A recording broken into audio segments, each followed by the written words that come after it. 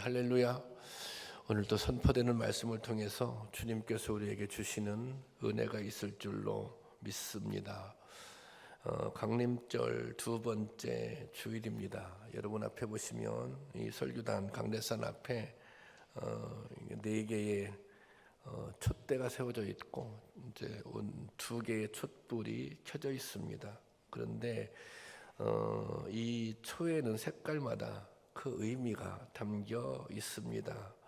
첫 번째 주일에는 진보라색 초를 켜는데 거기에는 기다림과 소망, 그리고 두 번째 주일 옅은 보라색인데요, 회개와 평화, 그리고 세 번째 주일은 더 엷은 촛불을 켜는데 만남과 화해, 그리고 마지막 주일에는 흰색 촛불을 켜는데 사랑과 나눔, 그리고 기쁨의 의미가 담겨져 있습니다. 이것은 모두가 예수 그리스도를 통해 경험하고 누려야 할 은혜입니다. 강림절기에 이런 은혜, 주님께서 우리에게 주시는 은혜를 누릴 수 있기를 바랍니다. 강림절기의 가장 중요한 주제는 기다림입니다. 지난주에도 기다림에 관한 설교 말씀을 드렸는데요, 신앙생활의 가장 중요한 요소 중에 하나가 바로 또한 기다림입니다. 기독교는 기다림의 종교라고 말할 수 있습니다. 하나님의 은혜를 기다리고 기도의 응답을 기다리고 다시 오실 주님을 기다립니다. 구약의 핵심은, 구약의 중심 주제는 오실 메시아를 기다리는 것이었습니다. 이스라엘 백성들은 멸망당하고 포로 생활 가운데서도 메시아를 소망하며 살아갔습니다. 신약의 핵심은 다시 오실 주님을 기다리는 것입니다. 초대교회 성도들은 바로 이 기다림으로 믿음의 길을 완주한 사람입니다. 그들이 핍박 가운데서도 믿음을 지킬 수 있었던 것은 이 기다림에 대한 분명한 믿음이 있었기 때문입니다. 최후 승리를 주시리라는 믿음이 있었기 때문에 흔들림 없이 믿음을 지키며 기다릴 수 있었던 것입니다. 여러분, 성도들은 하나님 앞에 서는 그 순간이 중요합니다. 우리가 언젠가는 하나님 앞에 다 설 거예요. 저도 그렇고 여러분도 그렇고, 순서는 알 수가 없죠. 그러나 중요한 것은 언젠가는 반드시 서게 된다는 것입니다. 성도들은 하나님 앞에 서게 될 그 순간을 생각하며 오늘을 살아야 합니다. 왜냐하면 하나님 앞에 서는 날이 내일이 될 수도 있기 때문입니다. 그래서 이 기다림에는 소망과 두려움이 공존합니다.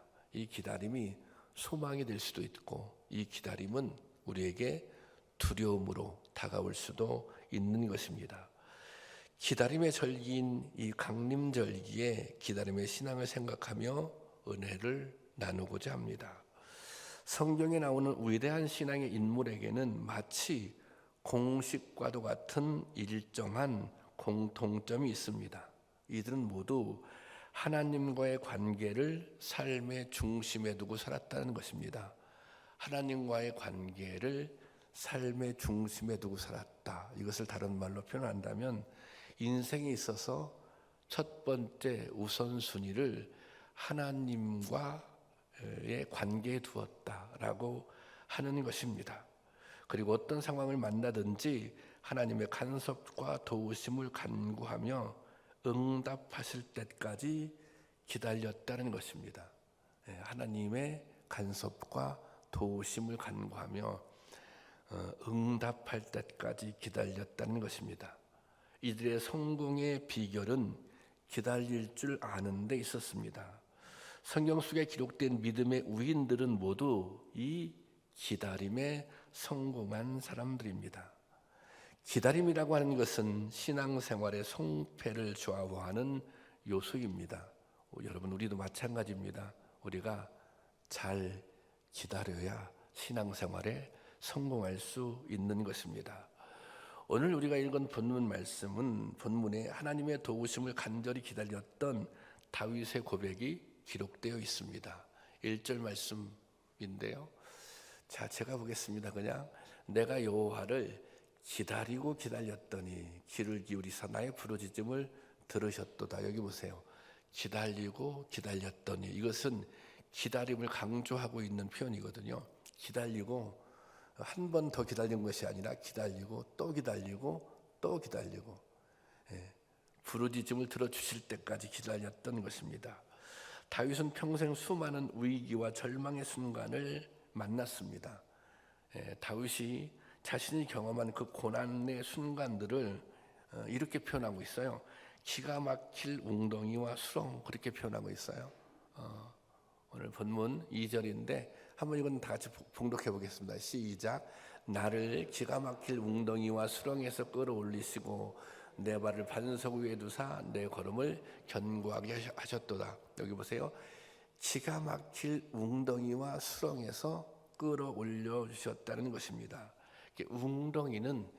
웅덩이의 특징은 자기 힘으로 그 웅덩이를 빠져나올 수 없다는 거예요.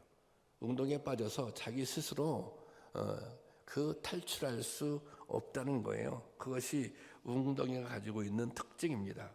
성경에는 웅덩이에 빠졌던 사람들의 이야기가 자주 등장합니다. 요셉은 형들에 의해서 웅덩이에 던져졌습니다. 다니엘은 사자들이 우글거리는 웅덩이에 던져졌습니다. 에레미야는 하나님의 심판을 경고하다가 깊은 웅덩이에 던져졌습니다. 다윗의 표현대로 말하자면 이것은 모두 기가 막힐 웅덩이에 빠진 상황입니다. 왜 기가 막힐 웅덩이가 할까요? 이 말씀을 묵상하는데 왜 기가 막힐 웅덩이일까? 이것은 사실 웅덩이에 빠지는데 자기의 실수로 웅덩이에 빠진 게 아니에요. 자기의 잘못으로 웅덩이에 빠진 게 아니에요. 하나님의 뜻을 따라 살다가 또 이제 이 때로는 이 적대자들의 모함으로 웅덩이에 빠지게 된 것입니다. 그런데 이게 웅덩이에 빠졌는데 그 웅덩이에서 도저히 자기의 힘으로 빠져나올 수 없으니 그것이 뭐예요? 기가 막힌 일일 수밖에 없는 것입니다. 여러분도 그런 경험 있으신가요? 이런 기가 막힐 웅덩이에 빠졌던 경험들. 또 지금 여러분 스스로 생각할 때 내가 지금 웅덩이에 빠져 있어. 내가 지금 예기치 않게 기가 막힌 웅덩이에 빠져 있어. 뭐 이런 상황이라고 생각하시는 분들이 계십니까? 이 다윗은 살아가면서 이 기가 막힐 웅덩이에 빠지는 순간들을 많이 만났습니다. 그런데 그 기가 막힐 웅덩이에 빠졌는데 다시 웅덩이에서 나왔던 거예요. 나왔는데 또 살다가 또 뭐 빠지고 그랬던 거죠. 그런데 다윗이 여러 차례 이 기가 막힐 웅덩이에 빠졌지만 그 웅덩이는 자기 스스로 헤어날 수가 없는 거잖아요. 탈출할 수가 없는 거잖아요. 그때마다 다윗은 나올 수 있는 길, 그 웅덩이에서 기가 막힐 웅덩이에서 나올 수 있는 방법을 다윗은 알고 있었습니다. 그 방법이 뭐예요? 하나님의 도우심을 간구하는 거예요. 그런데 중요한 게 있어요. 하나님의 도우심을 간구하고 끝나는 것이 아니라 하나님의 도우심을 간구하고 기다리는 거예요. 시간이 좀 걸리더라도 하나님께서 웅덩이에서 건져주실 때까지 기다리는 거예요. 간구만 하면 되는 것이 아니라 그 다음에 어떻게 해야 돼요? 기다려야 한다는 것입니다. 그래서 다윗은 자신의 이런 심정을 이렇게 표현하고 있어요. 시편 37편 7절인데 다 같이 보겠습니다. 시작. 여호와 앞에 잠잠하고 참고 기다리라. 자기 길이 형통하여 악한 꾀를 이루는 자 때문에 불평할지 말지어다. 뭐예요? 여기 잠잠하고 참고 기다리라는 거예요. 여러분 정말 내가 억울하게 웅덩이에 빠져 있다면 얼마나 화가 나겠어요. 얼마나 견디지 못하겠어요. 그래 본문 좀 계속 올려주세요. 지금 본문. 그런데 좀 잠잠하게 참고 너를 웅덩이에 넣어서 괴롭히는 사람들이 있다면 그 사람들 때문에 화내지 말고 그 사람 때문에 너무 분노할 필요 없이 그냥 기다리라는 거예요. 잠잠하게. 여러분 어떻게 하면 잠잠하게 참고 기다릴 수 있습니까? 그것은 하나님을 신뢰하면 기다릴 수 있습니다. 하나님께서 은혜 베푸실 것을 믿으니 기다릴 수 있는 것입니다. 때로 나를 웅덩이에 넣은 사람들, 이 사람들도 하나님께서 그들을 앞으로 다스릴 것이니 그런 믿음이 있으니 잠잠하며 때로는 억울하지만 때로는 분에 견딜 수 없지만 기다릴 수 있는 것입니다.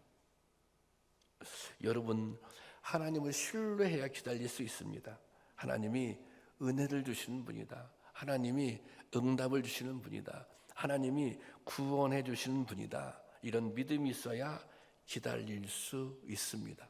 여러분, 하나님을 신뢰하고 잘 기다릴 수 있는 믿음의 소유자들이 다 될 수 있기를 주님의 이름으로 축원합니다.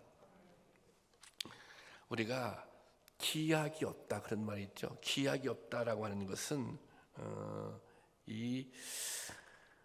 때를 정해놓지 않았다 그런 뜻입니다. 약속을 정해놓지 않았다. 기약 없는 기다림이라고 말할 때 그것은 약속 시간이 정해지지 않았다는 거예요. 약속 시간이 정해지지 않은 상태에서 기다린다는 것입니다. 기약이 없는 기다림은 언제까지 기다려야 할지 모르는 거예요. 그래서 이 기약이 없는 기다림은 어려운 거예요. 힘든 거예요. 다윗은 소년 시절에 왕으로 기름 부음을 받았습니다. 그런데 왕이 되기까지 22년을 기다려야 했습니다. 22년 동안 기다린 거예요.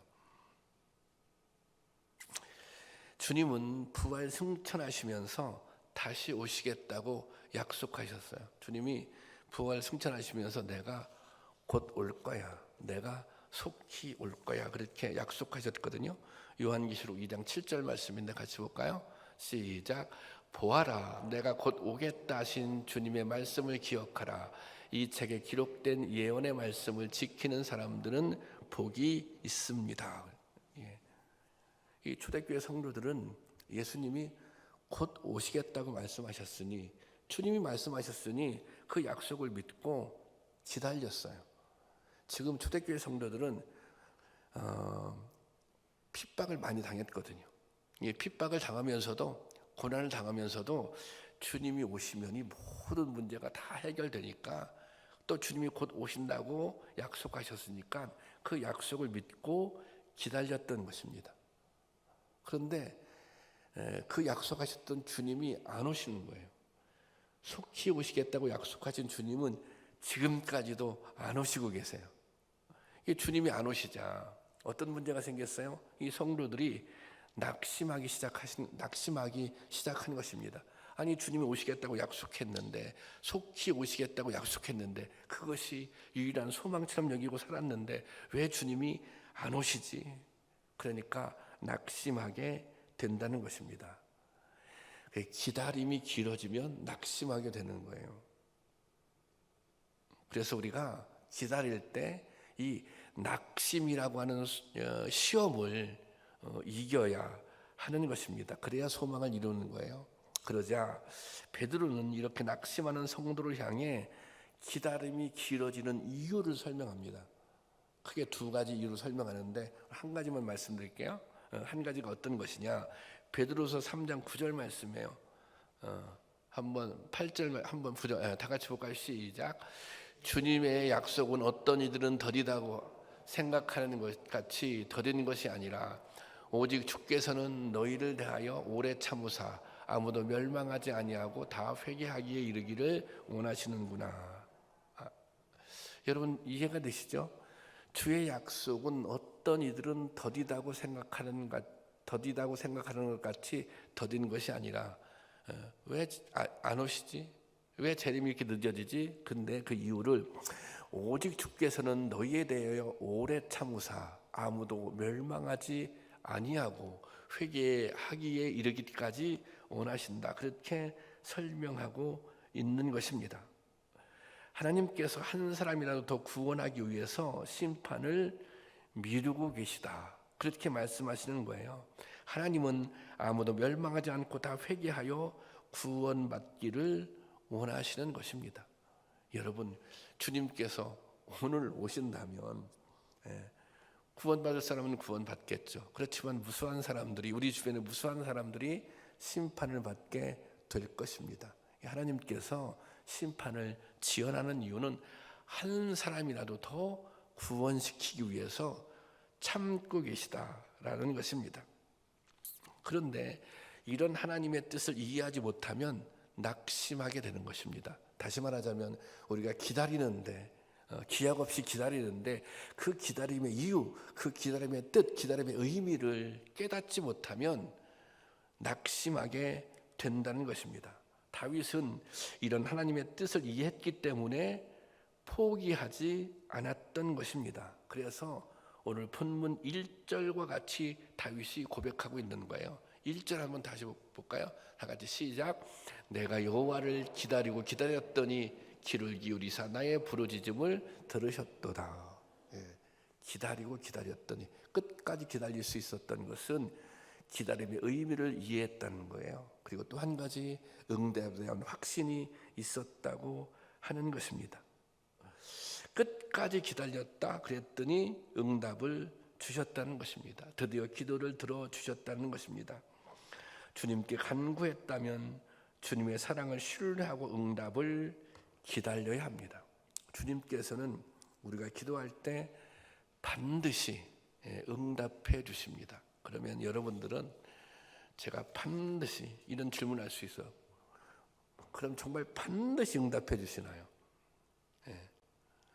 근데 반드시 응답해 주세요. 그렇다면 제가 기도 제목이 여러 가지가 있는데 응답받지 못한 기도 제목이 너무 많은데요. 정말 그러면 기약 없이 기다려야만 하나요? 여러분 이렇게 또 질문할 수 있어요. 이 기도의 응답에는 세 가지의 패턴 유형이 있습니다. 한 가지는 즉각적으로 응답해 주는 경우가 있어요. 즉각적으로. 또 한 가지는 좀 더 기다려라고 하는 유예죠, 유예. 지금은 때가 아니야. 그 때를 기다려야 돼. 그리고 세 번째는 거절로 응답하시는 경우도 있습니다. 하나님께 우리가 때로는 우리의 뭐 이렇게 욕심으로 간구할 때도 있잖아요. 그런 것도 있고, 그리고 우리가 이런 경우가 있어요. 우리가 가지고 있는 지혜, 우리가 가지고 있는 생각으로는 하나님의 뜻을 다 헤아릴 수가 없는 거예요. 제가 오늘 우리 이제 그 장로님 중에 한 분이 이제 기도원에 갔다 오셨는데, 제가 기도원에 가실 때 여러 가지 기도 제목을 말씀드렸어요. 이것도 이왕 기도하러 가시는 거, 이것도 위해서 기도해 주시고, 또 누구를 위해서 기도하고, 그런 이제 그랬거든요. 그런데 뭔가 좀 실망스러운 일이 생겼어요. 제가 기도를 부탁했는데 장로님이 그런 말씀하시더라고요. 목사님 열심히 기도했는데 그러면 응답이 안 된 건가요? 그렇게 말씀하시더라고요. 그런데 사실 저도 그런 경우가 많아요. 열심히 기도했는데, 정말 눈물로 기도했는데 왜 그 기도가 응답이 안 되지? 그렇지만 저는 하나님께서 기도에 응답하지 않으신 것이 아니라 또한 거기에도 하나님의 뜻이 있다고 믿습니다. 거기에도 하나님의 계획이 있다고 믿습니다. 우리가 때로는 응답이 안 되는 기도 제목을 붙잡고 또 응답이 안 됐을 때 다시 한 번 더 기도해야 돼요. 다시 한 번 더 말씀을 묵상해야 돼요. 하나님께서 왜 때로는 우리의 기도의 응답, 우리의 기도를 지연하고 끌고 계시는지, 응답해 주시지 않는지. 그러면 또한 하나님께서는 그 뜻도 깨닫게 해 주실 줄로 믿습니다. 여러분, 분명한 사실은 하나님은 언제나 우리를 향해 귀를 기울이고 계십니다. 당신을 찾는 간절한 부르짖음은 부르짖음을 들으시는 분입니다. 하지만 때로는 기다림으로, 때로는 거절함으로도 응답을 하시는 것입니다.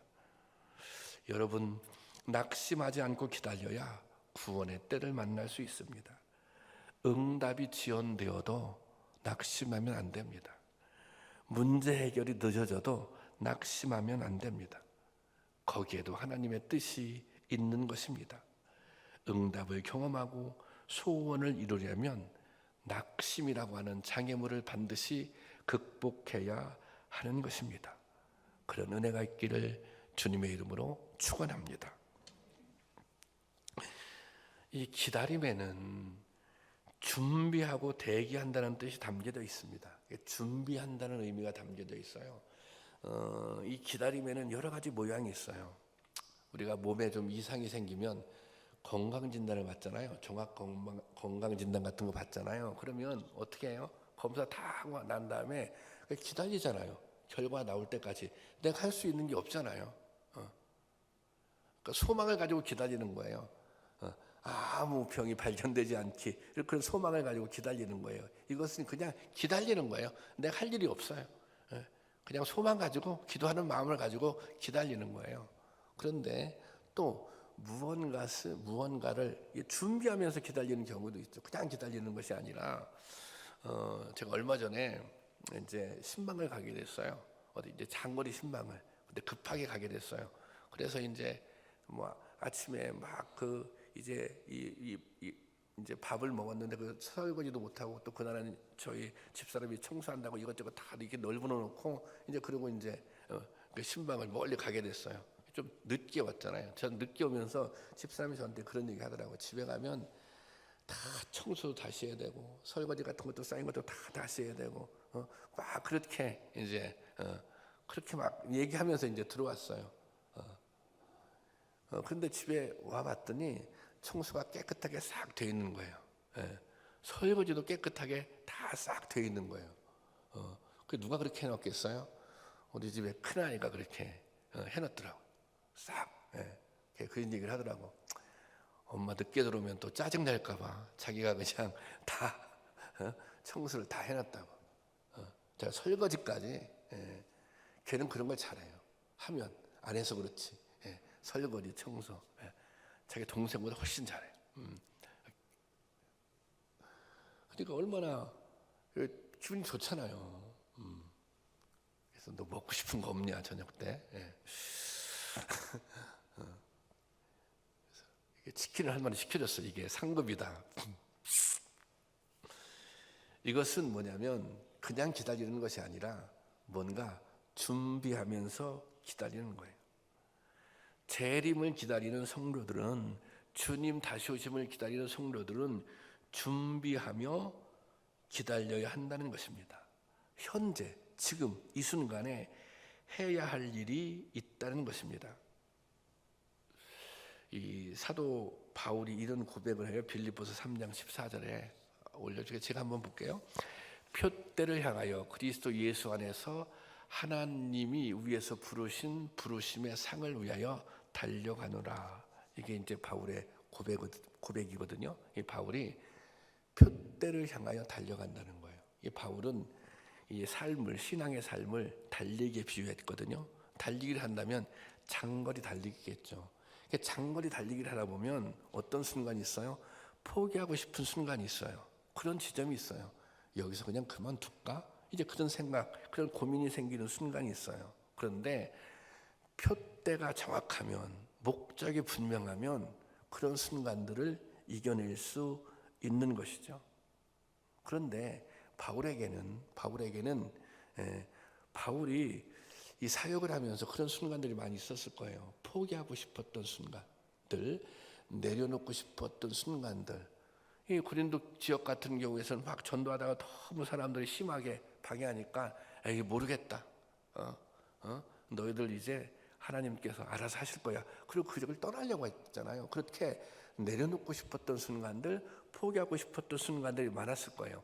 그럼에도 불구하고 바울이 포기하지 않았던 이유, 본문 다시 좀 올려주실래요? 여기 보면 하나님이 위에서 부르신 부르심의 상을 위해서 달려간다고 그랬잖아요. 부름의 상을 위하여. 목표가 뭐예요? 부름의 상이 있다는 거예요. 하나님께서 부르심의 상이 있는데 그 부르심의 상을 목표로 해서 달려가는 같다는 것입니다. 바울은 하나님의 상급에 대한 분명한 믿음도 있었던 것입니다.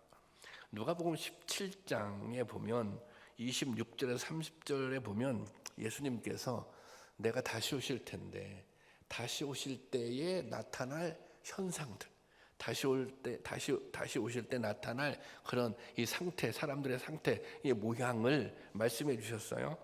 자, 26절 말씀 제가 볼게요. 노아 때 비해서 노아 때에 된 것과 같이 인자 때에도 그러하니라. 예수님께서 다시 오실 때도 그렇다는 거예요. 자, 어떤 일이 있었어요? 노아 때 노아가 방주에 들어가던 날까지 사람들은 먹고 마시고 장가들고 시집 가더니 홍수가 나서 그들을 다 멸망시켰으며, 이 사람들이 가지고 있는 특징이 뭐예요? 오늘만 있는 줄 알았어. 오늘이 전부인 줄 알고, 이게 홍수가 날 걸 몰랐던 거예요. 심판이 있을 거라고는 생각하지 않은 거예요. 오늘이 전부인 것처럼 오늘의 만족을 위해서, 오늘의 즐거움을 위해서 먹고 마시는 것이 무슨 사명인 것처럼 그렇게 살았다는 거예요. 그 다음 보세요. 그 다음 또 롯의 때와 같으니 사람들이 보세요. 먹고 마시고 사고 팔고 심고 집을 짓더니, 그 다음 롯이 소돔에 나가던 날에 하늘로부터 불과 유향이 비오듯 하며 그들을 멸망시켰느니라 그랬어요. 이것은 현재가 전부인 것처럼 사람들이 살아갔다는 것입니다. 마치 잘 먹고 잘 사는 것이 그것이 인생의 최고의 목표인 것처럼, 마치 그것이 사명인 것처럼 살아갔다는 것입니다. 이것은 다시 올 때를 준비하지 않는 삶입니다.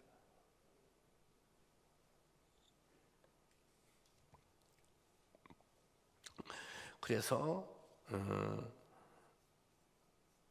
30절 말씀이 뭐예요? 인자가 나타나는 날에도 이게 이제 소돔의 결과죠. 예수님이 다시 오실 때도 그런 일이 일어난다는 것입니다. 여러분, 우리가 하나님 앞에 설 날이 분명히 있습니다. 그렇죠? 또 우리가 예수님의 다시 오심을 믿습니다. 그러면 우리는 지금 이 세상에서의 삶이라고 하는 것은 그것을 준비하는 삶을 살아야 한다는 것입니다.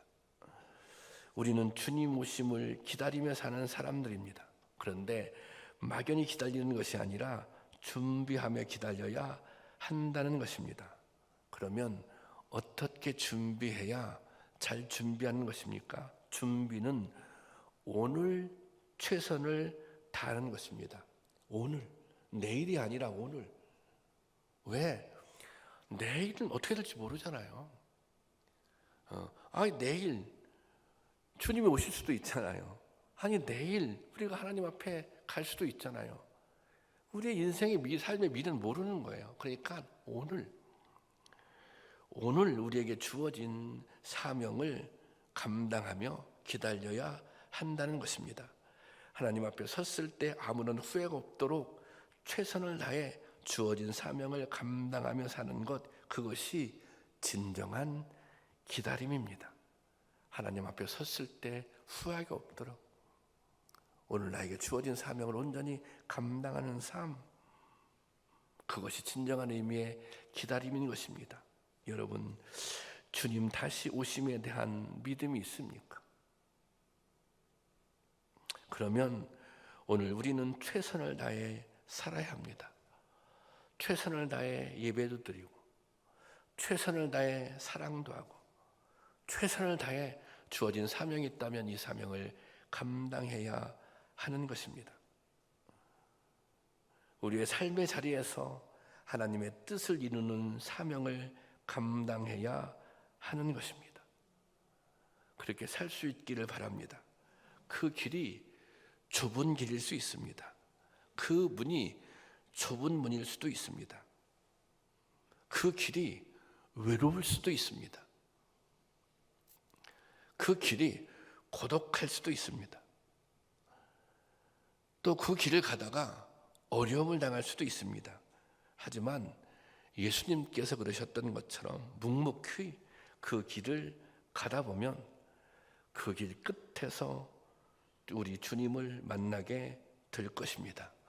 그때 주님께서 여러분을 맞아주시며 잘했다, 충성된 종이라고 칭찬해 주실 것입니다.